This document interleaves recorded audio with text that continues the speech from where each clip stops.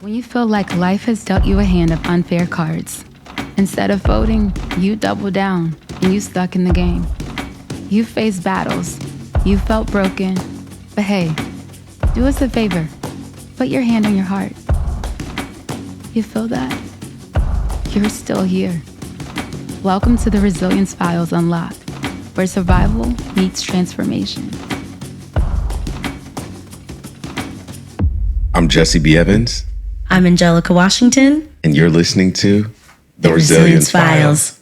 Unlocked. As you guys may notice, Carrie is, unfortunately, she's running a little late. She's a superstar. She just landed from Atlanta filming a series, but she's going to be joining in shortly, and she is listening in, so she will be able to hear your story, hear the story today. Mm-hmm. And before we get started, just as a trigger warning, we will be discussing in this episode domestic violence, trauma, and recovery. So please take care of yourself however you need. Just want everyone to know. And as a disclaimer, we are not therapists. We're not here to diagnose anyone. We are just survivors sharing our stories, and we hope to share other people's stories and amplify their voices. Today, we are honored to have our guest, LaDios Muhammad, with us. Her story is one of survival, strength, and rediscovering her own worth. LaDios faced an unimaginable act of violence, but instead of letting it define her, she chose to fight for her own healing. And here to share with us her powerful story is our celebrity actress here to read her essay, Janora McDuffie, most known from Grey's Anatomy, Jesse's fave. You may also see her from NCIS. She was the voice of the 2022 Academy Awards, the Oscars, and also you might know her as playing my mother in the Peacock film Praise This. Thank you, Janora McDuffie, for being here. We are so grateful to have you. Thank you.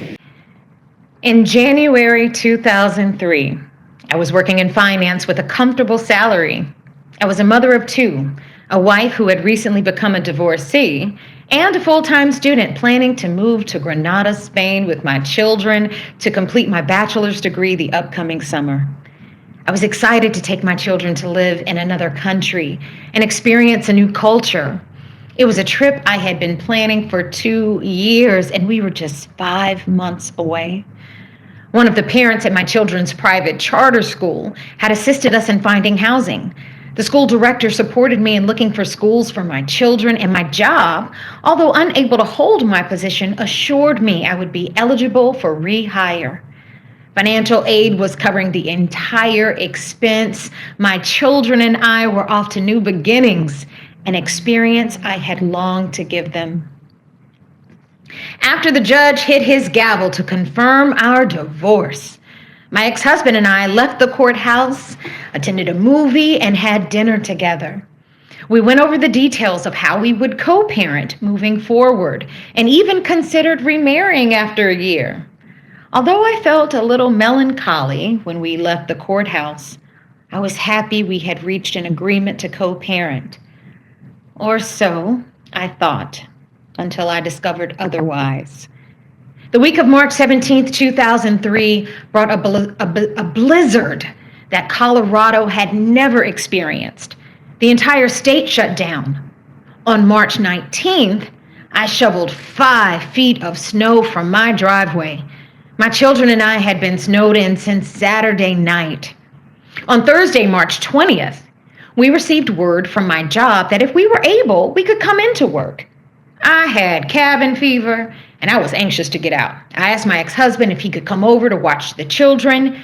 At first, he declined, so I asked my neighbor across the street. My ex changed his mind and decided to watch the children after all. They called to ask if they could let him in the house, and I told them yes. I was dating someone at the time, nothing serious, just having fun because I was leaving for Spain in 3 months. As I prepared to leave for work, I missed a call.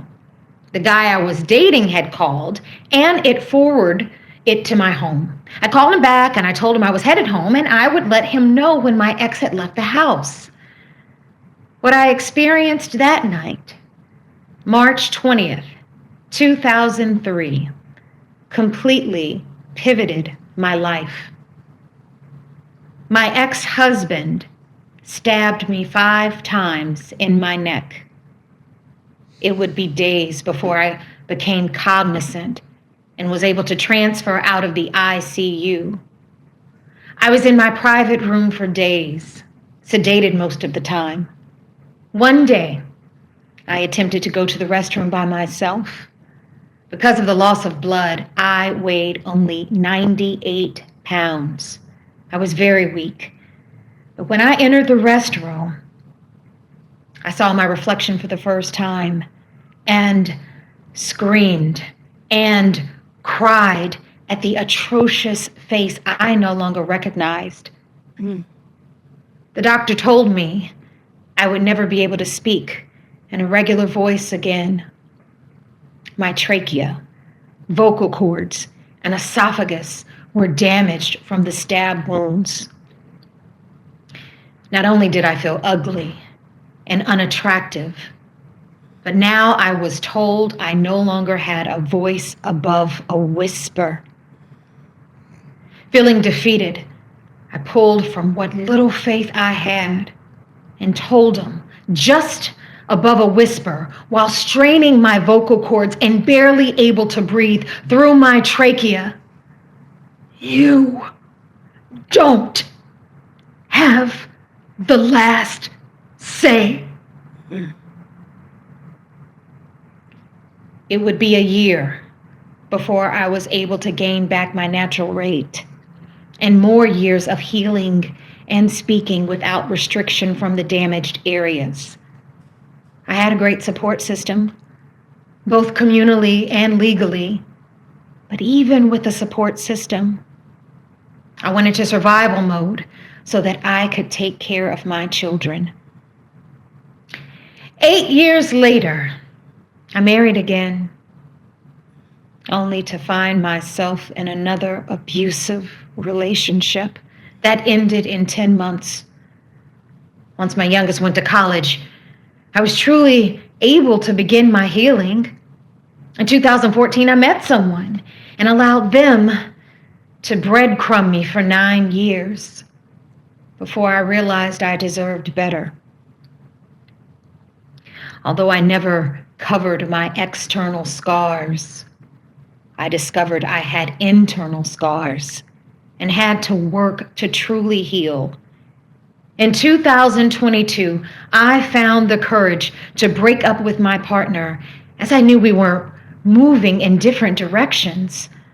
I wanted to break this vicious cycle, so I saw a therapist every week for 13 months to dig deep and find out why I didn't feel worthy of love. After doing the work and truly knowing my value and worth, and knowing that I was in fact beautiful inside and out, that's when several doors opened for me. I stopped living in fear, stopped playing the victim, and learned to see my value and refuse to settle for less anymore. I understand now that my voice, my journey, and my worth are no longer negotiable. Today, I live my life with valor. Wow.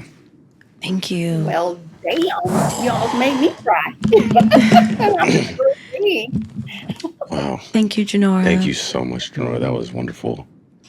Yeah, wow. That was incredible. I'm totally honored that you read that. Your story is incredible. Thank you. We are going to jump into that. Right now, I'm really, how are, really, how are you feeling? I'm really trying to keep it together because we have very similar stories. LaDios, and it is helpful and it's healing to me to just see you just existing like you are right now. because it's telling me that I can do the same. My attack was only 2 years ago, so it's a bit fresher. So it's really, really healing to me to see you like be on the other side of this so many years afterwards. So I want to start off by thank you. Um, fuck. It's okay. I cried. Yes. Thank you.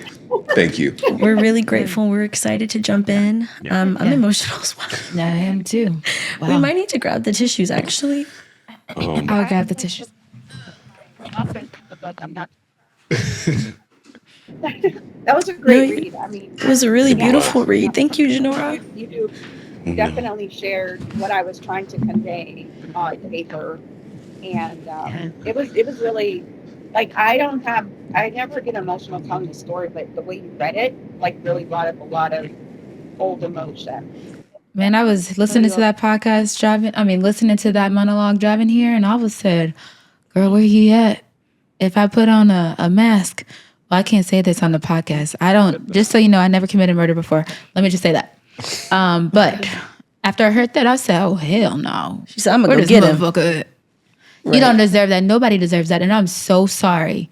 I'm just so sorry. It broke my heart. It made me so angry. I walked in here angry. But I'm also happy that, just like our boy Jesse here said, that you are here. Mm-hmm. You are alive. We can see you, and you're sharing your story, and it's going to change lives. So I appreciate your vulnerability. I appreciate you for writing this essay. I appreciate you for showing up here so other people don't have to feel alone. Just like Jesse said, this happened to him 2 years ago. Yeah. And this was in 2003 for you? Yes. Well, I'm so sorry, but we're really sorry, but we are really happy to have you on today. Yes. We're going to jump into our interview now. Let's do that. Okay. Well, for starters, what we love to do at the top of the episodes is just do a quick check-in and ask how you're doing right now. Oh, I'm fine. I'm fine. I've shared this story several times, and it's usually the recipient who feels the emotions of the impact of the story. I felt the impact of how she read it was just, I was like, she said exactly what I was trying to convey. So yeah. Awesome. And I'm really sorry, Jesse, that you've experienced a domestic violence act. That it's something that's is very prevalent. And I think, the most, and you got that in the essay, the hardest part is the healing part. The hardest part is the healing part. That's something you really can't escape. Because it will put you back in a vicious cycle. You know. Yeah. And I know, was it, who's the other host there? Carrie. Hi. That she was angry. Girl. Yeah, I get that. A lot of people get angry, and here's another side of this dynamic of this experience. My ex-husband was never abusive, never, not once. And I don't make excuses for what happened, not one excuse. But what I did teach my children, we were very open, was what your dad did was not that he was a bad person. He made a bad act, a bad decision. He actually got out last year after being in there for 20 plus years. Wow. And so, I never badmouth to my children about their dad. They love them. I allowed my children to go visit them. And my children had they were like, why did you do that? Why did you do that? But it wasn't until like a year before he was released that he asked, how's your mother? And my daughter said, she's doing well. She's living her best life. And I just want to say what she did, what I did to her, she did not deserve. She never deserved that. And my daughter was like, I'm finally glad you're taking accountability, because had you not taken accountability, we would not have a relationship when you get out. So, I think that even though there was a physical act, the whole thing is my children not having a father for 20 years and he missing them growing up. That hurts more than anything. I know, the scars and everything, but all of just about jealousy, and we weren't even married, you know. Wow. Hence why he got so much time. We were literally divorced in January and this happened in March, Girl. you know. Ooh. Wow. You know what? I have a lot to say about it, but I'm not going to say it right now. All I can say is you have a big heart. I guess what I wanted to say is that it's so interesting that you did not take, although he's the one that committed the act on you, and yes, he had 20 plus years behind bars, but you still wanted your children to have a relationship with their father, which I find it really commendable. And I find that women have this, like, and no offense to men, but I see it more in women still having grace over the person that have abused them and hurt them because they care so much about their children. So it just speaks volumes on who you are. And I'm so sorry that your children didn't grow up with their dad, but also I'm happy that he got some time to figure out what the heck he was Of doing. course. And it's also Of course. surprising the fact that he never even committed domestic violence to you before any of this started, but it was the jealousy afterwards. But we just want to hop into this because you were about to go to Spain. You were about to live your best life, girl. And you were going to take your children so they can live their best life too. They were in school. You planned the schools. You had the schedule. You were about to finish college there. Tell us Yes. at that part of your life where you were. Like, what were you Oh, feeling? that was so exciting. So I was working for a financial industry, and I went to school and I majored in Spanish. I had an affinity for Spanish. Um, I grew up some of my life in the Bay, and they used to teach it in the school systems. They took it out. Now they teach Spanish and English. Anyway, I have an affinity for the Spanish speaking culture. And so I was like, oh, I can really immerse myself. And did like this calendar on my desk, and I was like, I'm going to take my children to Spain in 2 years. And I had never had such a strong support system. My children were in a private charter school. The director, because it was a very small school. There was probably about 5 to maybe 8 in each class. From preschool to I believe it was third grade, and both of my children were in there. So I had been planning this for 2 years, and I was like counting down. The director of the school, she had gave me a list of schools for them to get in. There was parents who, very fluent parents who had traveled, and they had friends who was like, hey, you can rent out our little apartment. And of course I had set up the financial aid that it can cover me for the next whole year, because the agreement was that I can leave for a year. I had to tell the lawyers that I had to bring them back in 1 year, back to the States. I had ordered their passports. We were excited. So we had agreed that because we had a house. So we had agreed that we would rent the house out.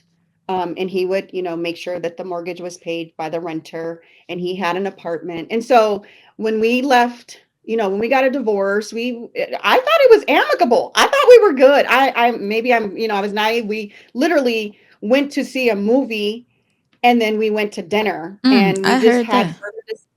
we had, this is the day of our divorce, and we had further discussions of, we had further discussions about how we were going to co-parent, like if you meet someone, don't bring them, like we were going to just don't bring any future boyfriends or girlfriends to our children's birthday party when, that, unless you're going to, and I was like, I'm down for that. And, I was, the day I got divorced, and, a month later I had met somebody, and just kind of, playing around. I had told him it's not serious. I'm going to leave in like, a few months, and we were having fun. And, that, like I said, the blizzard happened. And then, it's actually the week after my birthday, because my birthday is March 12th. Wow. It was a blizzard like never before. Like it was 5 feet of snow. And it snowed and snowed and snowed. And so I was able to shovel out of the door into the driveway by Wednesday night. I was just dying. I was like, I can't stand it in here. And so I got in, and back then, cell phones were still pretty prevalent, and, people still had landlines. I don't know if you guys know about that. Yes. A little bit, yeah. I had one. Okay. So back then you could have your cell phone roll over to your Oh, I didn't landline. know they did that. Did y'all know they did that? Yeah, I did. I knew that It they was did that. it was a really cool feature that they had with Quest. Anyway, what happened was they were playing video games, and the phone, like I was at work and I missed the call from the guy I was dating. and it rolled over and my son picked it up and he was just nonchalant because he had, knew that I was, oh yeah, mom will be home. Da, da, da. And then their father was like, who is that? And he just went ballistic. And he just went off. And so my son called me. He's like, Mom, Dad's really mad. And I go, what do you mean he's really mad? And he goes, he's mad. And I wasn't really capturing. I was like on the light rail. We have a light rail system. It's like the BART system out there. So I was like, well, don't worry about your dad. You're a child. I'll handle him. And he goes, no. And I wasn't really triggering and I was just trying to get home, take care of my children. Almost like he was warning you in a sense. Yeah, he was warning me. When I got home, my ex was pacing back and forth in the driveway. Hell no. And then he tried like a lion, like literally, pacing back and forth. And he was already in an aggressive state. And he was like, you ruined everything and you ruined the marriage. And I was like, what are you talking about? And he was like literally on my heels when I walked in the house. And so it was dark in the living room because I didn't catch everything. The children normally run down, but he was just like kind of yapping in my ears. And I was like, oh my God. And I said, you know what? You can just leave because we're not together anymore. And when I turned around in the living room, he had smashed my glass table. And I was like, oh my God, what did you do? And then I realized my children didn't come up and I ran upstairs. And I went into my room. He had shredded my bed, punched a huge hole in the wall, tore up the television, everything. And then my children were still locked in, like they were in the bedroom. The door was closed. And I said, you know what? You're going to jail tonight. And he goes, okay, well, I'm going to make sure it's worth something. Oh, hell no. Yeah. Jesus. And then so he followed me all the way down into the kitchen, cornered me, and then I started yelling for the children. I was like, hey, come downstairs. If you love mommy, come downstairs. And he was like, don't come down. I said, come downstairs. Now my children didn't have, it's still cold because it's still the blizzard. They didn't have coats, shoes, or anything. And so my son, and then I was like, I need you. So as I was talking, he had grabbed the first knife. It was a really big knife. And I grabbed it and I threw it out of his hand, but I didn't see him do the second knife. And at that time, my hair was like super long down my back, like naturally down my back. So they came down and my daughter was like, Mom, I don't want to go. And I said, I need you to go across the street and tell Miss B to call the police. He goes, yeah, you need to get out of here because I don't want you to see what I'm about to do to your mom. Hell no. How old were your kids? He knew what he was They about to were do. 7. My son was 9. My daughter was 7. Oh, baby. So she was like, Mommy, I don't want to. I said, go. Oh, my God. So he had grabbed the second knife and then I was trying to get out of it, like how he had me cornered. And he grabbed my hair, wrapped it around his head, and then he just started going at it. He did it about 3 times and then he freaked out and like, oh my God. Like he kind of like snapped, like he like snapped. Yeah, like And he realized. goes, oh my God, baby, I can't believe I'm killing you. I can't believe I'm killing you. Jesus. And then he goes, well, now I got to kill myself. Oh, my God. And then he walks and tries to, he doesn't have the guts to kill himself. And so I was like, I'm holding my neck by this time because what he did was, I don't know if you guys can see, but he slid in here and went like that. So and then he hit here and here. So the first thing I did was grab my neck and I'm a kind of person, I'm a very calm person in trauma. So I don't freak out. Like I went in calm survival mode. So I held this and I was like, oh my God, I can't believe you did it. You're really trying to kill me. So he's pacing back and forth and he goes, nope, I got to finish the job. So he comes back, he stabs 2 more times. And then so I literally was like, okay, I can't get out because I have a security lock on my back. I have a sliding door that went back into like a patio door and I had put a security lock on there because now I was single and I was like, after he moved out and he's pacing back and forth and I gotta keep holding my neck. So I'm holding my neck and I said, fine. Okay. You want me to die? Then I'm going to give you what you want. And I sat on the floor in the kitchen, Indian style, and I started to pray to God and I submitted. And all I kept thinking is about Job, and I prayed to Allah and I said, Allah, if this is what you want, I submit to you. I just have one prayer is that you protect my children and they're not separated and go into the system.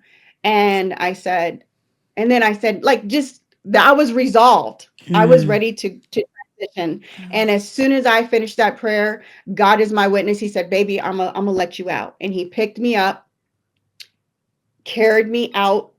And then my neighbor was next door and I was like, are you the May? Are you the llama la policía? And she was like, what? And he was like, call the police. I did a bad thing. And she's seen all the blood. And then I walked across to my neighbor and, they I could that was when I remembered every single number in my brain. And my neighbor opens the door. She's freaking out. She's like, "Oh my God!" And I said, "I need you to calm down and make sure my kids don't see me.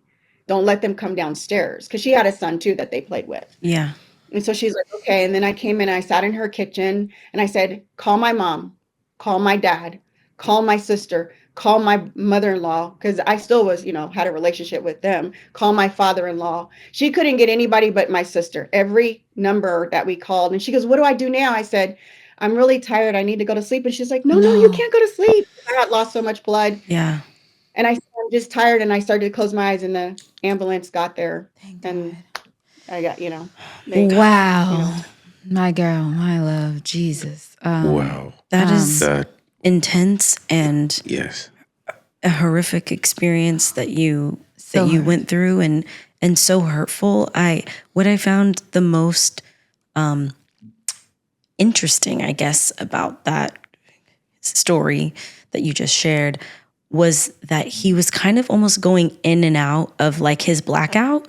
Like he was almost Yes. like recognizing what he was doing, but then kind of almost going back to like, well, fuck it. I'm here. I already did it. So I got to just finish it. But wait, oh my God, I can't believe I just did that. Oh my God. But wait, I mean, we can't continue to do this. Oh, well, I got to just do it, And that's so interesting. That reminds me of like, those shows Snapped? yes. Like that, That's if you watched exactly what I growing was up, thinking.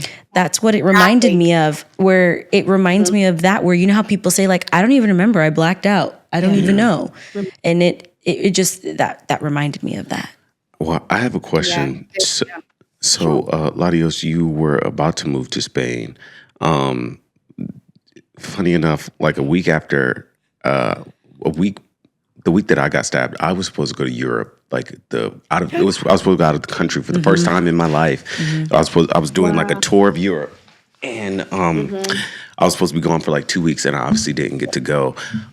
So how did you mourn the life that you could have had, or how did you grieve like the experience that you could have had, but you were robbed of it because you went through this? Yeah, I still did. I haven't been to Spain. Not yet.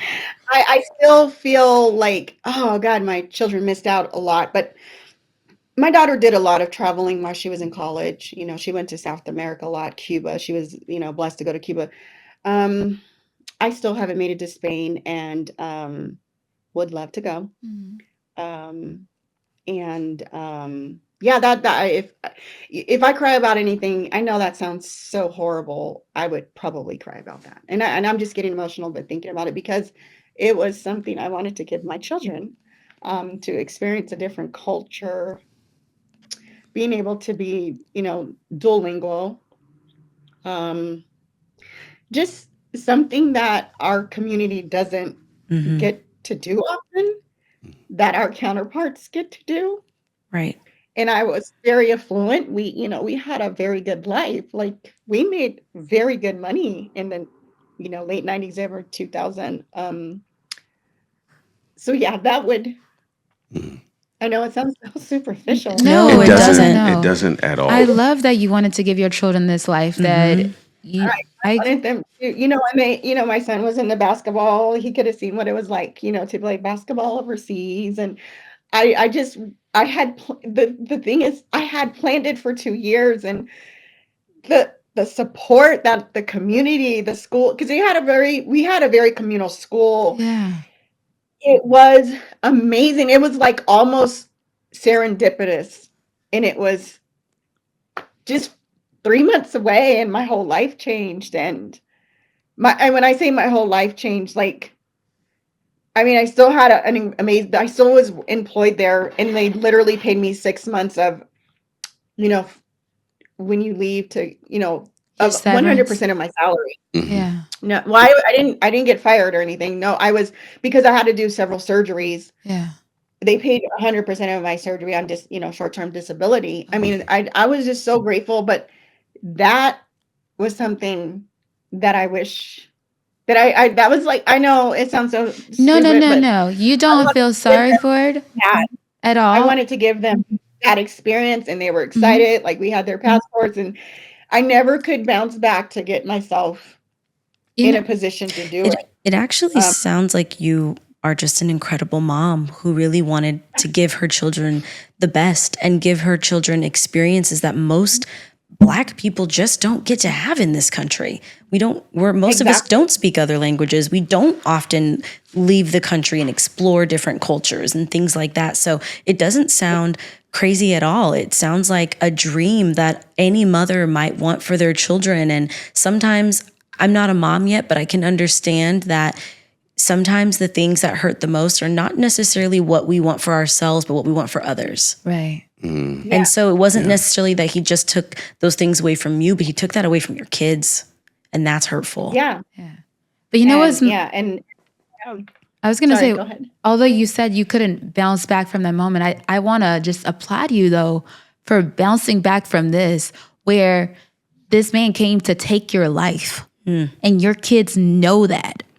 And look where you're at today. You're sharing this story with all of us around the world, and you're still succeeding. And your kids, they may not have been able to take a trip to Spain with their mama, but they got to see that their mama is a warrior that has always been there. Their mom has continuously put them at the forefront of her. You said it yourself just a minute ago. You didn't want your kids to see this. You were protecting their vision of what their mom looked like. And you were going through a healing process of this all. So I understand, but good. Girl, your daughter went to college. She went to Cuba. She went to She went other to Spanish-speaking school. countries. That's because you inspired that. You planted that seed. So I want you to be proud of yourself for that.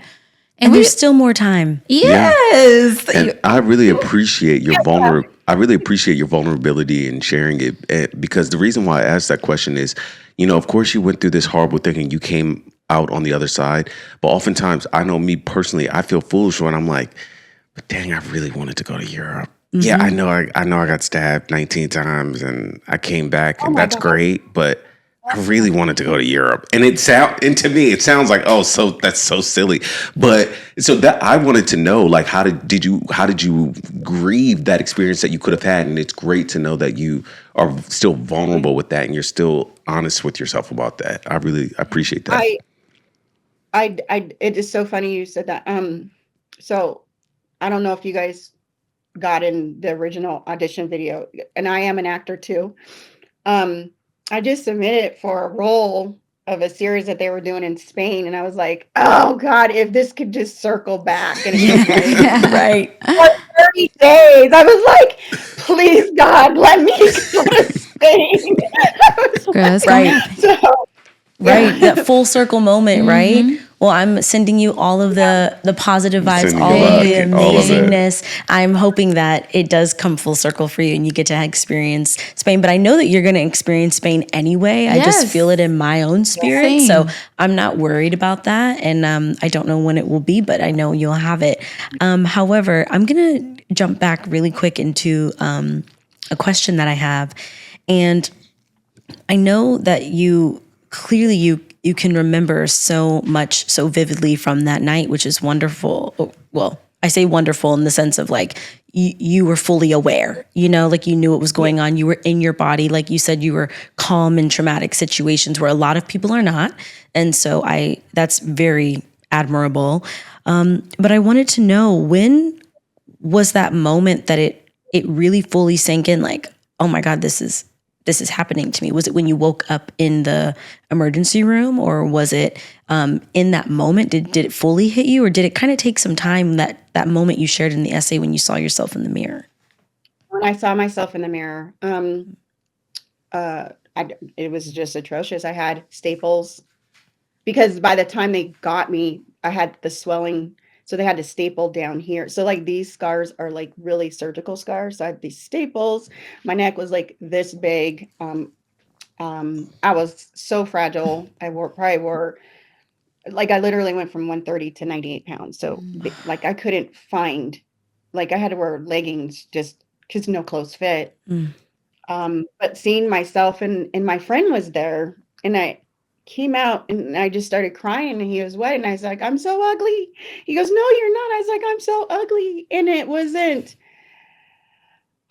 I didn't recognize who I was. And so it was a reality. But one thing is I never, even to this day, I've never covered my scars. I've never, like if I do headshots, I'm like, don't airbrush my scars. Mm. Don't airbrush that. Don't, like if I go on film, they'll put a little like, makeup, but I'm like, don't, like it is not like I don't meet people. I had an agent once who I was with him for 2 or 3 years. They never even seen the scars. So I find that they see me and Mm. not this, and so, some people are like, oh, I never noticed the scars. They'll think it's like a thyroid surgery or something like that. And sometimes I get so disconnected and nonchalant. They're like, oh, what happened to your neck? Like I, went to a doctor. You have a new doctor with a new provider or whatever. Oh, I was stabbed 5 times. And they just like get shocked. And I'm just kind of like, it was an atrocious act. My ex-husband stabbed me, and then just like they get frozen. And I'm not trying to minimize it. It's just it happened so long ago. Right. Yeah. I don't know what else to say Yeah. because you're just asking me, and they're taking like your medical history of trying to obtain stuff. But it was in that moment, and I was like, whoa, who is this person? Yeah. And he cut my hand because I was trying to hold the knife, so my thumb was literally hanging off, so I had to reattach my thumb. He did nerve damage, so the nerves was going up into my neck, but they repaired that, so the nerve, because I was just having nerve things. But the rehabilitation was just a rough, because I worked in finance and I was a consultant over the phone, so I had to talk in a very soft whisper the whole time. Yeah. On my job, and it just took a long time. And then if it snowed, like a really heavy snow, I would get triggered. It took a long time to for it to settle in, for me to be able to talk. And I didn't even use a speech therapist. I used nature and God. Wow. Um, I couldn't walk because Yeah. I couldn't breathe, the esophagus and the trachea. Yeah. Going up to stairs was like, a flight of stairs was like, in your house would be, Yeah. it would take like a long time. Wow. I couldn't bathe. I couldn't.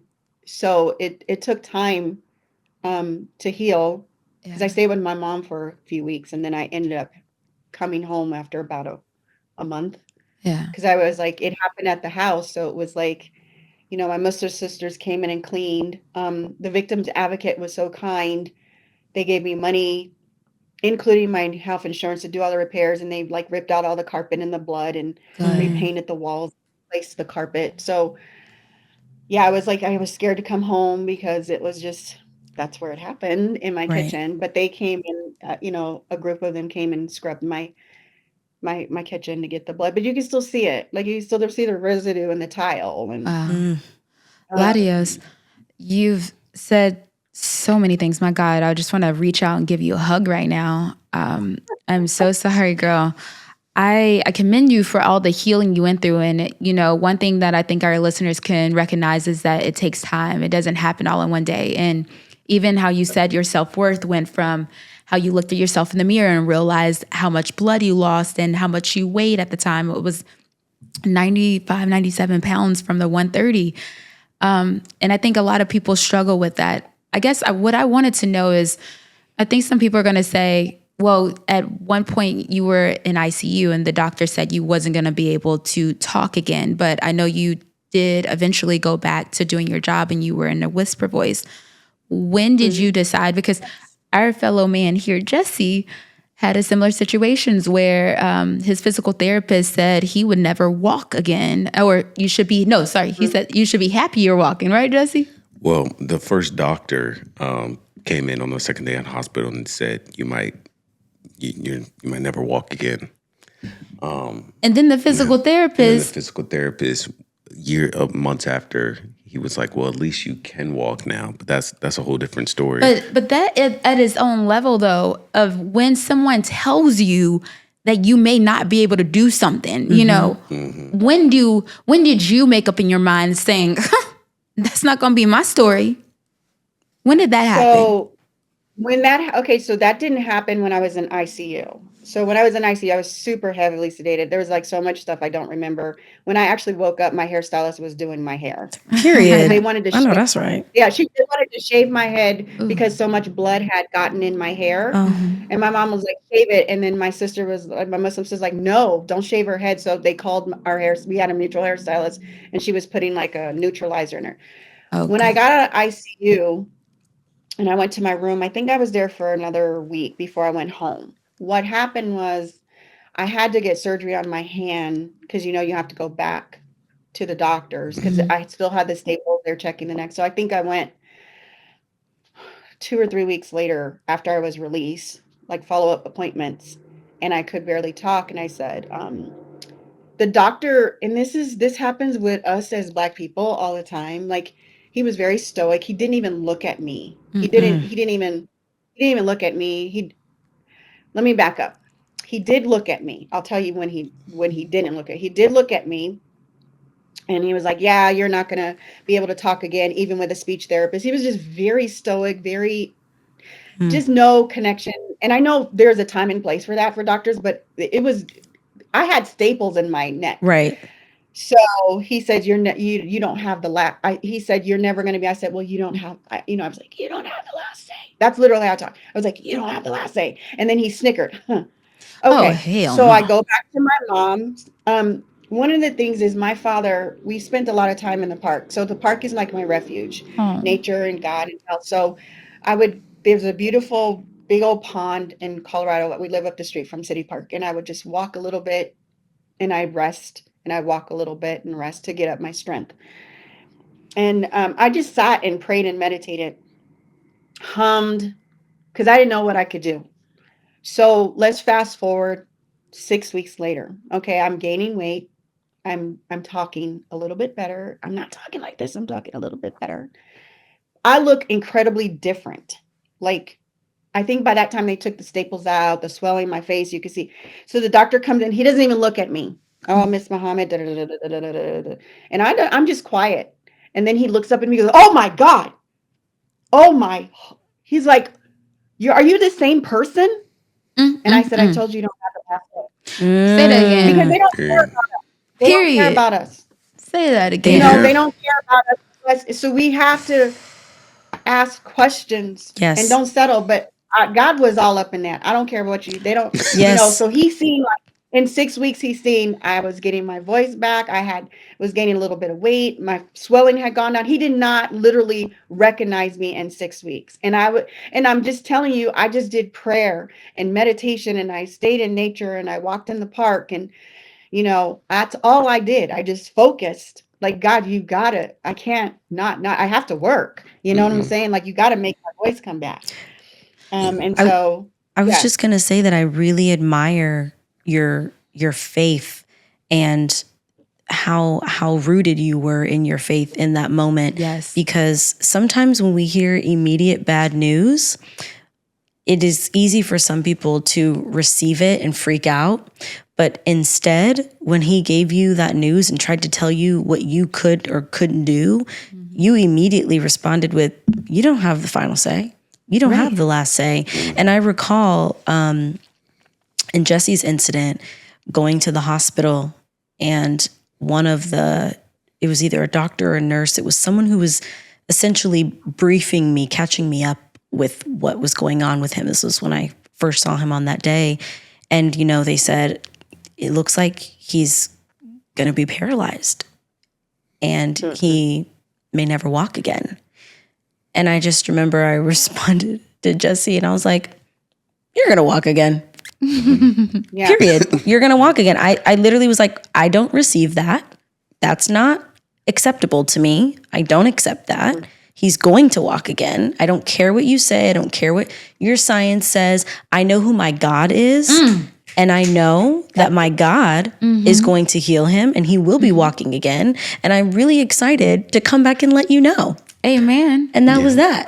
And so sometimes when you're really rooted in our faith and we're rooted in we know who we are and we know who our God is and we know what our God can do, because my God is the CEO of the miracle business. I don't know if the listeners, some of y'all didn't know, but God is the CEO of the miracle business.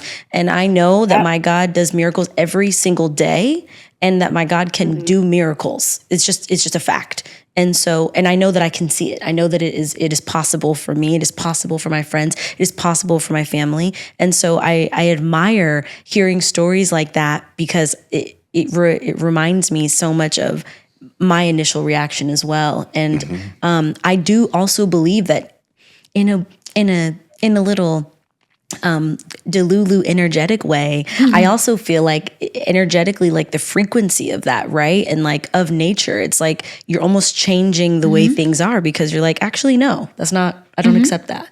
You know what I love the most too about LaDios that just doubling down on what Angelica said is that you stated that even when you were getting stabbed in the neck, you dropped to your knees and you prayed to God. In the moment.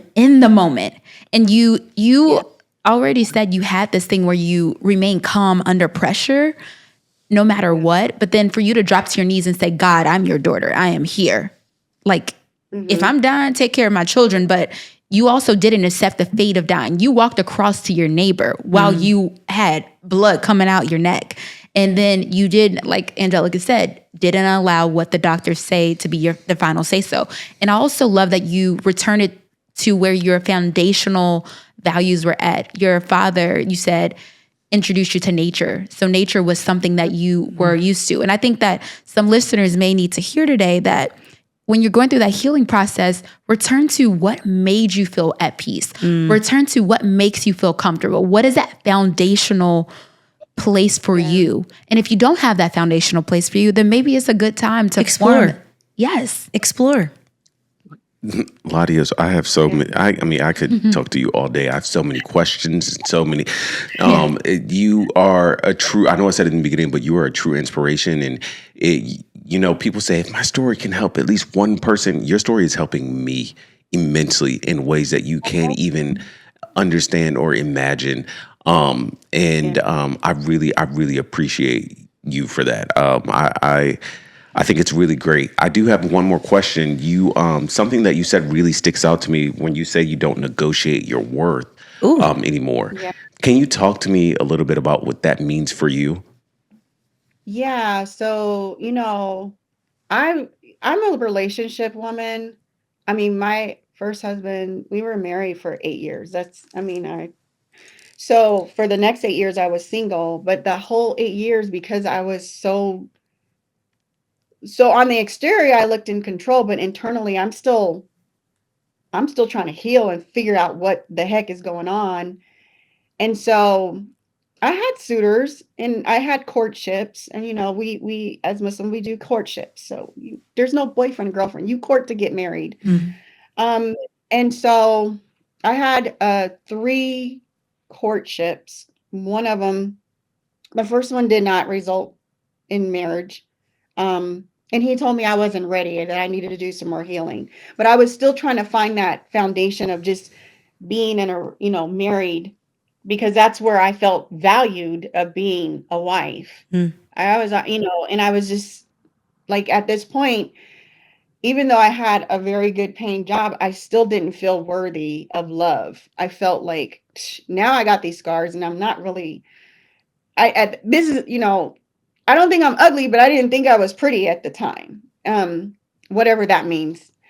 And, and so I struggled with more relationships. And so I finally just kind of settled to get married because I didn't want to struggle anymore. I was just like, okay, I could just get this person and I don't have to struggle, which was the worst choice ever. And it was less than 10 months and he was abusing me and he spit in my face and he was choking me. And then I went to my mom and I told her, and she said, if I help you and you go back, I'm done with you. And I said, Mom, I don't need you to give me a lecture. I need you to help me, and I'm never going back. And I never did. And so So then I kind of just started focusing on myself, and I got a job, and I had just put a contract on a house. My daughter was in her second year in college, and boom, I get laid off, and I'm like, shit, okay, this is what I'm going to do.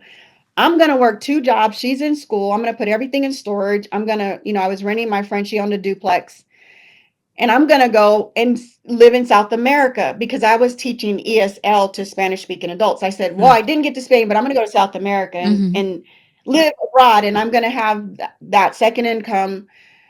And then I met some other guy, the one I was with for 9 years. But throughout the process, because I never internally healed, I was settling and didn't really understand my value and my worth. And then it was in this last relationship. We were literally in year 9, and I was like, yo, how long are you going to keep me waiting? And I've never lived with a guy in my life. My dad said, never do that. And I did.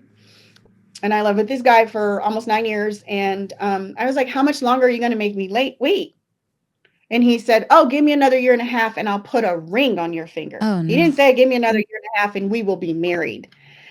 And so I did my thing. I went for walks for like 30 days. I would get up at 5 a.m. and walk, and I would talk to God. And I said, I'm ready. I'm ready. Whatever you need, show me, reveal me. I'm scared, because I had bought a house. So, and I bought it on my income, but he was, I've been with him. So we was, I had to go from being in a relationship to being single. And now I'm like 51 at this time. So now, like, all of these black things don't are coming in crack. my head. Yeah, because you look good, girl. Girl. She do look good. I'm just like scared, starting all over, 51. I just like, oh my God, I don't want to go back into the, like, I'm not dating right now, but I'm just saying, like, the things come in your head. Yeah. And I'm like, so I prayed to God. I walked. I did my walking. I would walk. It started with a mile, and then I ended up walking 3 miles every morning, like 5 a.m. And then I finally said, hey, what's enough time? Do you need to move out? And he was like, I was like, is September enough? It was like 2 months. He was like, yeah. And it was like the best breakup ever. He repaired stuff. Oh. He was really kind. He was very amicable. I even drove him to the airport. He was like, it's not over. I said, no, baby, it's over. I know that's right. Hold on, wait, sis. Can we stop for just 1 second? I think that something's really important because I love that you did this and I love that you set these boundaries. But I know some listeners probably thinking back, like the first marriage. I know you said 8 years, and then you were together with your next man for 9 years. Well, no, you had an in between. No, I got married 8 years after my first marriage. Oh yeah, you were married for for 10 8 months. Correct. And then he was abusive. Yeah. So the first one, he had no abuse, no domestic violence during the relationship. But then, after the month after, and he was jealous, that crazy situation happened, which we do not approve of. And then you got into this relationship. I just want to know personally, because somebody here may say, I got into 2, 3, 4 abusive relationships in a row. What was my sign? How do I get out? What was that? There was red flags. It was red flags that you just avoided? Yes. And that's that's that worth part. Be like, oh, I'll just settle because I didn't understand my value and worth. Like, you don't have to settle. God's got you. Why are you trying to just settle for a man that's not going to take care? I don't care what nobody says. There are always red flags.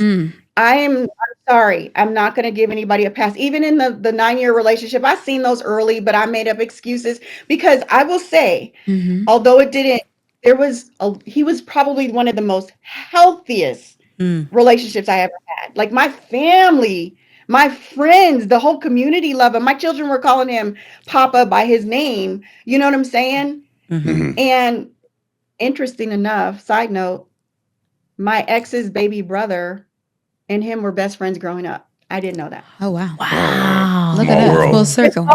But he was 6 or 7 years, but the worth, like, I allowed myself to be breadcrumb for 9 years and I diminished my value. And then I said, no, I'm not going to be choosing anymore. I'm going to let God choose who I need. And I went to counseling and I dig deep and I found out where all this derived from. I did the work, and I think we don't want to do the work. We want to cut corners. And then as I started to develop my confidence and my value, and I was like, okay, 50 is fabulous. You know what I'm saying? Yes, 50 is fabulous. I mean, the doors open. I booked my first national commercial, and I mean, everything was amazing. I made the most money I ever made in my life. It was amazing. It took threw me in a whole different tax bracket. It was amazing. And so when they say like you feel good, you look good, you attract good, that's real. But if you don't do the work, you have to do the work,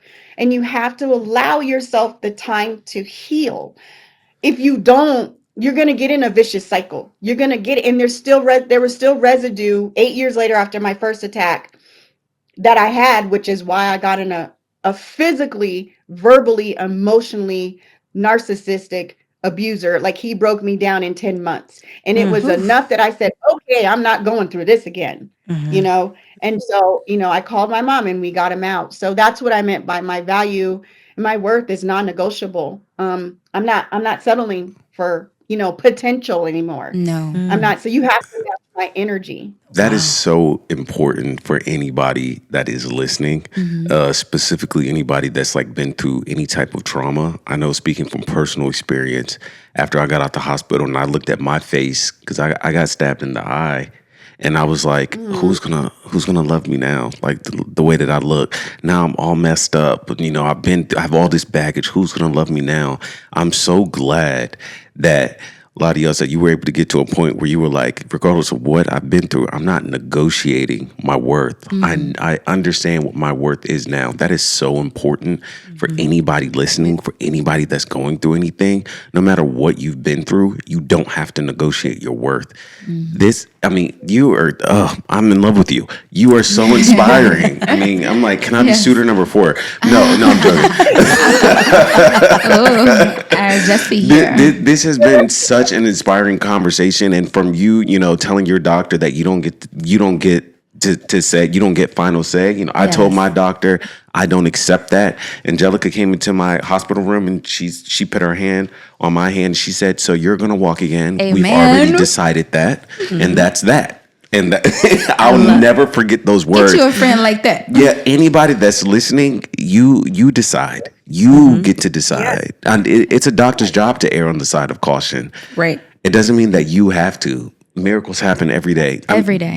I'm so sad that our time is up. But I also just want to say really quick, for anybody that's listening today, if LaDios didn't tell you anything about relationships, it's also to look at the red flags, friend. You saw the first red flag. You saw the second red flag. Now the third, you better run, okay? We don't do 3. 1, 2, 3, bingo, we out, okay? You remember your self-worth. I'm doubling down on what Jesse said. I'm doubling down on what LaDios said. I'm doubling down on what Angelica said. You are worth it. And your scars are beautiful, okay? They show that you've been through something, and you're also going to inspire somebody else that's coming behind you. And also, what LaDios said too, is get yourself some therapy, friend, okay? Healing is a process, and it takes time. It takes time. And sometimes I feel you, LaDios, because I admit I am a lover. I love being in love. I love going to dates. I love being loved, all that stuff. But also, red flag is a red flag, friend. Right. Okay. And you are gorgeous. You're beautiful. You're worth it. Don't be settling for less. You the bumdiggity.com. Your scars make you more beautiful, more popping. But yeah. Right. What also I really want to highlight about this story that really stood out to me, because this is the Resilience Files. We've all been through craziness. That's why we're here and why we invited you and why we're so grateful to have you. But one thing that I think really stands out is the reminder that there will be beauty and success after your situation. Ooh. Because sometimes when you're in it and you're really in the moment, you can't see it. You're in the tunnel. You're in the darkness of the tunnel. And everybody around you is telling you, don't worry, there's light at the end of the tunnel. There's light at the end of the tunnel. Give it time. And over time, you'll feel better. Over this, over that. All of those things, which are true. However, when you're in it, you don't see that and you don't feel that. You don't, like in my situation, right? Everyone's situation is different, but we may not feel attractive. We don't feel beautiful. We don't feel like we can be successful. We don't feel like someone will love us. We don't feel like there will be those things that we can do after. And I'm so inspired that even after your situation, after you got all of those toxic relationships out, that's when you made the most money. That's when your career started to take off. That's when you started to live your dream. That's when you're your most confident self, because you know who you are. And sometimes through our brokenness is when we find our true beauty, and the beauty comes so deep from within. It doesn't matter how many scars I have. I know what I'm worth. I know I'm beautiful. It doesn't matter all the things I've been through in my life. I know who I am and I know what I'm worth. And I love that your worth is not negotiable. And I think if there's anything, I want to get a tattoo now that says my worth is not negotiable. I love it. I might. It might be like LaDios Muhammad, right? Like a little like quote that she told me, my worth is not negotiable. So for anyone listening today, your worth is not negotiable. That's it. I love it. I feel like that's the key takeaway for today. Again, LaDios, thank you. Tell the people where they can find you on social media in case they want to follow you. I do have social media. I have Instagram. It's under my name, just first and last name on Instagram, Facebook. I deactivated it for just a couple of weeks before Ramadan starts, so I can get Ramadan is 30 days. So Yes. But I do have an Instagram, a Facebook. I have a YouTube channel, LinkedIn, IMDb. I got it all. So amazing. We'll make sure we link it all in there. Thank you so much for being here. This has been a wonderful conversation. Like Jesse said, people say if I could help one person, you've already helped 3. So just in that already, I know that our listeners are going to feel just so much relatability and I hope so much comfort in knowing that they're not alone. Yeah, absolutely. So if this episode resonated with you, please take this episode, share it with a friend, get some support, get some therapy, and whatever you do, just get some help. Tell somebody to tell somebody it's okay. Or you know what? Tell somebody just so they can help you. Support is not a bad thing, and you're not alone. And we're here at the Resilience Files. We're your friends. We love you. If you see a red flag, watch out, friend. Go the other way. And be sure to follow us on social media at The Resilience Files on all social media platforms. And subscribe to us wherever you get podcasts. And if someone has a story of resilience, feel free to email us at resifiles@gmail.com or visit our website at www.theresiliencefiles.com. Somebody want to do the outro today? Until next time, stay resilient. That was good. Yes. When you feel like life has dealt you a hand of unfair cards, instead of folding, you double down and you stuck in the game. You faced battles. You felt broken. But hey, do us a favor. Put your hand on your heart. You feel that? You're still here. Welcome to the Resilience Files Unlocked, where survival meets transformation.